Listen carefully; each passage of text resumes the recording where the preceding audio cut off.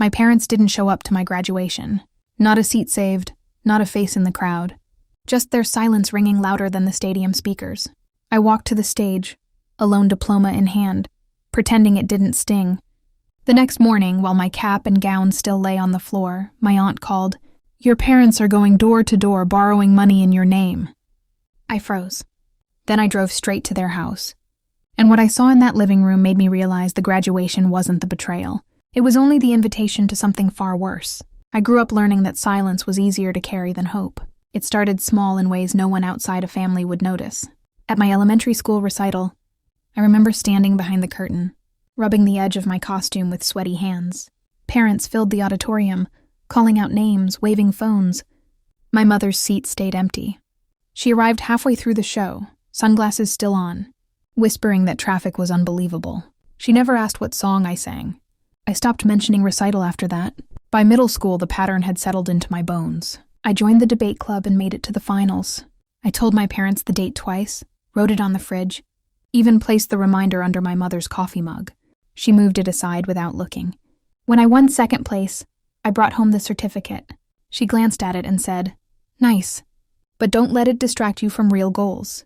She didn't ask what the topic had been. She didn't ask who I debated. My father just nodded the same nod he used when agreeing to anything that avoided conflict. High school didn't soften anything. My brother Luke blossomed into the golden, child varsity sports weekend, hangouts endless praise. My mother called him our miracle. When he forgot homework, she drove across town to deliver it. When I stayed late at the library working on a project that counted for half my grade, she texted, "Don't be dramatic. You have keys." Luke brought home average grades and got celebratory pizza. I made honor roll and got silence. Money was the clearest divide. During freshman year of college, I worked 2 jobs. Early morning shelving shifts at a bookstore and weekend. Data entry for a local office. I kept every receipt, every payment stub, every small proof that I wasn't a burden. My parents, meanwhile, told relatives they were supporting me through school, that education isn't cheap, but we do what we must for our kids. I heard it at Thanksgiving one year, sitting at the end of the table with my plate half full. My mother spoke loudly enough for the room, smiling as if she were the reason I stayed afloat. What hurt wasn't the lie itself, it was how comfortably she told it. Even birthdays were quiet reminders. On my 18th, I made myself a cake from a boxed mix because my parents were at one of Luke's tournaments. They came home late, tired, and my mother said, "Oh, right, today," before going upstairs. My father placed a hand on my shoulder, then lowered it again, unsure what to say. I blew out the candles alone. There were other moments, small, forgettable to them, unforgettable to me. A college acceptance letter placed under a stack of magazines as if it belonged with junk mail. A scholarship notice that my mother used as a coaster. A night. I ran a fever but still went to my shift because missing one meant missing rent. I didn't tell them. They didn't ask. Somewhere in those years, I learned a quiet, truth being overlooked hurts less when you stop expecting to be seen. I didn't realize how much that lesson had shaped me until graduation day, standing beneath those stadium lights scanning a crowd that wasn't searching for me. Everything I'd lived through folded neatly into one sharp understanding. This wasn't new. It was just the same pattern, finally too loud to ignore.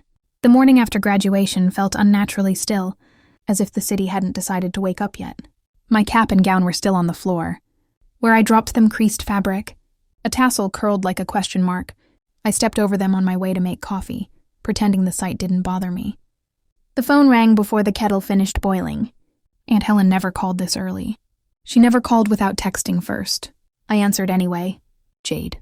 Her voice sounded like someone holding something uncomfortable in their hands. "Are you awake?" "I'm here."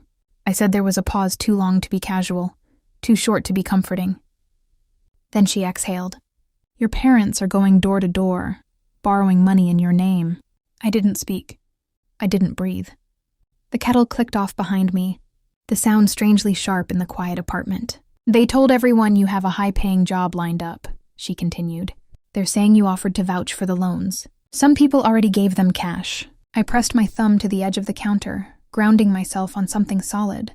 The image of my empty graduation row resurfaced with a different kind of weight. Another buzz interrupted us. A message from a cousin I barely spoke to. "Hey, is it true we're supposed to send money to your parents? They said you'll pay us back once you start that job." That job? The one I hadn't even interviewed for yet. Aunt Helen kept talking, explaining which houses my parents had already visited, which neighbors were confused who believed them and who didn't. Her words blurred into a single slow realization. It wasn't that they forgot me yesterday. It was that they remembered me today only as leverage. I picked up the gown from the floor, the fabric limp in my hands. It still smelled faintly of sun and dust from the stadium. The silence on the line grew heavier. "Jade," she finally whispered. "You didn't know, did you?" "No," I said. My voice didn't shake. I didn't. Another message came through. "A neighbor. Can you confirm this? They said you asked them for help." I let the phone screen dim. "I'll handle it," I told her. And I meant it. For the first time in a long time, I meant it. I didn't move for a long time after the call ended. The apartment held its breath with me. Morning light filtered through, the blinds and thin pale, stripes casting shadows across. The cap and gown still in my hands, I folded them slowly, smoothing the creases with my palm, and set them on the chair by the window. The quiet felt deliberate, like it wanted me to hear something I had ignored for years. I opened my laptop. My inbox was filled with automated replies from job applications. Nothing definite, nothing promised. Just a row of May lined up like dominoes waiting for a push. If the wrong rumor spread about me owing money, or worse, about being financially reckless, every one of these may vanish. Reputation mattered, especially when you were starting at the bottom. I clicked through bank statements next.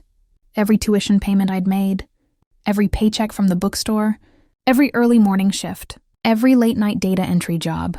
I scrolled through it all until the numbers blurred. There was no sign of my parents' involvement anywhere because they hadn't been there. Not when it counted. A knot formed at the base of my throat. Not grief, not anger, just the cold shape of clarity. My phone buzzed again. More messages asking me to confirm what my parents were claiming. I didn't answer. Instead, I opened a new spreadsheet and began typing. Dates, names, amounts mentioned. Screenshots pasted into neat columns. Everything lined up in rows so clean and clear they couldn't be twisted later. I didn't know exactly what I would do with it, but I knew I needed it. Aunt Helen sent a voice message next. I didn't play it. I saved it directly into a folder labeled Simply for Later. The kettle on the counter clicked as it cooled. The apartment still smelled faintly, of stale steam and the detergent from my graduation gown. I closed my eyes for a moment, letting the air settle. Then I stood up. I moved through my apartment the way someone prepares a room before leaving for a long trip without hurry, but with purpose. I gathered documents from a shoebox under the bed, old pay-ubs, scholarship letters, receipts from classes I'd covered myself. I hadn't known why I kept them all these years. Now I did. I placed everything on the kitchen table. The edges of the papers curled slightly from heat or age. I straightened them one by one, my fingers steady. There was a calmness inside me I didn't recognize. Not peace, something colder, something sharper. When the folder was full, I zipped it shut and held it in my hands for a few seconds. It felt heavier than it looked. A text came in from Luke. Mom said, "You're being dramatic. Just clear it up. Clear it up." The phrase sat on my tongue like metal. I didn't reply. Instead, I grabbed my keys. The metal was cool against my palm, the familiar weight grounding. For years, I had believed action meant confrontation. Now I understood action could also mean clarity, moving toward the truth without announcing it. Outside, the air carried the faint scent of rain on pavement. I slid into my car, closed the door quietly, and sat without starting the engine. The driveway behind my building was empty except for a lone recycling bin tipped slightly to the side. A wind stirred it, making it wobble. I stared ahead at nothing in particular. The silence inside the car felt different from the silence in the apartment. This one wasn't waiting. It was ready. I turned the key. The engine started with a low hum. I pulled out onto the street, the tires rolling over small stones with soft crunches. The city looked unchanged. People walking dogs, joggers crossing intersections. Cars lined up at stoplights. Ordinary, unaware. But something in the air felt thinner, as if a thread had been pulled loose and was waiting to unravel fully. My parents lived 15 minutes away. I knew the turns by heart. I had taken them thousands of times as a kid, counting mailboxes, watching the seasons change on the same rows of trees. Today, the drive felt unfamiliar, like I was revisiting a place in a dream rather than real life. Halfway there, I stopped at a red light. A family in the next lane laughed inside their SUV. A toddler beating the back of the seat with tiny fists, while the mother tried to hand him a snack. The father glanced at her, smiling. It was such a simple thing being present. I watched them until the light turned green. The closer I got to my parents' street, the more a certain heaviness tightened across my ribs. But it wasn't fear. It was something closer to inevitability. Their house looked the same as always from the outside. Porch light still broken, the planter my mother bought on sale still chipped at the corner. A faded wreath hung on the door out of season. Ordinary details masking everything underneath. I parked on the curb. The engine ticked softly as it cooled. I stayed still, hands on the steering wheel, eyes on the front door. I wasn't thinking about what I would say. I wasn't planning an argument. I wasn't trying to prepare for excuses I already knew would come. I was listening to myself, to the quiet inside my chest that had grown too full to ignore. I unbuckled my seatbelt, picked up the folder, opened the car door. The air outside was cooler than before, brushing against my cheeks as if to remind me I was here awake, making a choice I couldn't step back from. I walked up the path slowly, each step deliberate. Cracks in the pavement, stray leaves, the sound of my own breathing. Everything felt unnervingly clear. Before I knocked, I stood still for one final breath, letting the silence settle between my shoulders. Then I lifted my hand. The moment before my knuckles touched the door, I understood something with perfect certainty. Whatever was waiting on the other side wasn't going to ruin me. It was only going to reveal what had already been broken. My mother opened the door before I could knock twice. Her expression flickered, surprise, annoyance, calculation, then settled into a tight smile. "Oh, you're here," she said, stepping aside as if doing me a favor. The living room was fuller than I expected. A couple from our extended family sat on the couch, an envelope resting between them. My father hovered nearby, arms crossed, eyes fixed on the floor. The air smelled faintly of brewed coffee and something sour beneath it. Tension, maybe. No one spoke at first. Then the woman on the couch said, "Jade, honey, we didn't expect to see you today." Her fingers tightened around the envelope as if she hoped I wouldn't ask what was inside. My mother moved to block my view, voice clipped. "We're in the middle of something important.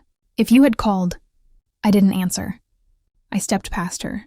On the coffee table sat more envelopes, some thin, some thick, some already opened. My father cleared his throat, the sound brittle. "Your mother.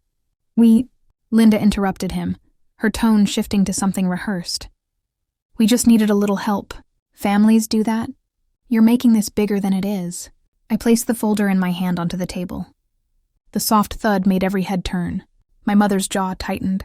"What is that?" "Everything you said I offered to cover," I replied. Her face went pale for a second before settling into indignation. "Jade, don't start. They believed us because they trust us. That's how family works." The older man on the couch looked between us, confused. "So you didn't promise to pay us back." I opened the folder quietly. Pages slid forward. Screenshots, bank statements, scholarship letters, work stubs, proof of what I had done alone, proof of what they hadn't. My father took a small step back. My mother's voice cracked with false outrage. "You're twisting things. We told people you'd help because you owe this family all that education. You think you got there alone?" A hush fell over the room. Aunt Helen stepped through the doorway behind me. She must have followed when she saw my car outside. She folded her arms, gaze steady. "You didn't pay a cent of her schooling," she said quietly. "You told everyone you did, but we all know who covered what." The couple on the couch stiffened. The woman whispered, "We gave them money because we thought Jade guaranteed it." "I didn't," I said. "I never agreed to anything." My mother's composure cracked. "You're being dramatic. It's not a crime to ask for help." "You didn't ask," I replied. "You used my name." More relatives appeared in the hallway, drawn by the rising voices. My father finally spoke barely above a whisper. "Linda, maybe we should just..." "Don't you dare fold now," she snapped. But it was too late. The room had shifted. Faces that once nodded, along to her stories, were now watching her with something new doubt. I gathered the papers and held them in my hands. Each sheet felt like a boundary forming. Then I looked directly at her. "If you needed help, you could have asked," I said. "But you didn't ask, you used me." Silence hit the room like a dropped glass. My mother opened her mouth, then closed it again. My father lowered his eyes. The couple placed their envelope back on the table as though it burned. For years I had been the quiet one. Now the quiet didn't belong to them. It belonged to me. I didn't remember leaving the house. One moment I was standing in their living room, the air thick with silence that no one dared to break. The next I was outside on the porch, the door closing behind me with a muted latch. Evening had crept in without my noticing. The sky over the neighborhood was a muted blue, the kind that appears right before the streetlights hum. I walked down the steps slowly. The air smelled of cut grass and something faintly metallic spring rain somewhere in the distance. My car was exactly where I'd left it, quiet and waiting. I opened the door and sat inside, not turning the key. My hands rested on the steering wheel, but they weren't shaking. Not anymore. For the first time in a long time, I felt space inside my chest instead of pressure. I drove without rushing, letting the city slip past the windows like a film playing in slow motion. Houses blurred into storefronts, then into the gentle rise of downtown buildings glowing in the dusk. By the time I reached my apartment, the sky had deepened into indigo. Inside, everything looked the same, yet nothing felt the same. Now it felt like a boundary I had finally drawn. Over the next few weeks, I moved through life differently, quieter but not small. I packed my belongings into clean boxes, labeled them neatly, lined them against the wall. I signed paperwork for a job offer that arrived out of nowhere, steady and honest. I found a new apartment across the city, then across another city line, then finally somewhere that felt like starting over. On the morning I left, sunlight spilled across the floor like a soft curtain. I sat on the edge of the bed, breathing in the calm. My phone buzzed once, a short message from my father. "I'm sorry for everything." Then another from my mother. "We should talk." I let the screen go dark. Outside, the air was cool, carrying the promise of something open, something unclaimed. I locked the door to the old apartment, slid the key into my pocket, and walked toward the future that for the first time felt like mine. Some distances don't grow overnight. They reveal themselves the moment you stop shrinking to fit inside them. I used to think silence was something done to me, a space forced around my edges. Now I understand it differently. Silence can also be a doorway, a clean threshold you choose to step through when the old rooms no longer feel like home. If you've ever rebuilt yourself quietly, piece by steady piece, I hope you know there's nothing weak about walking away. And if you're listening from anywhere in the world, tell me this. Have you ever drawn a line you never crossed back?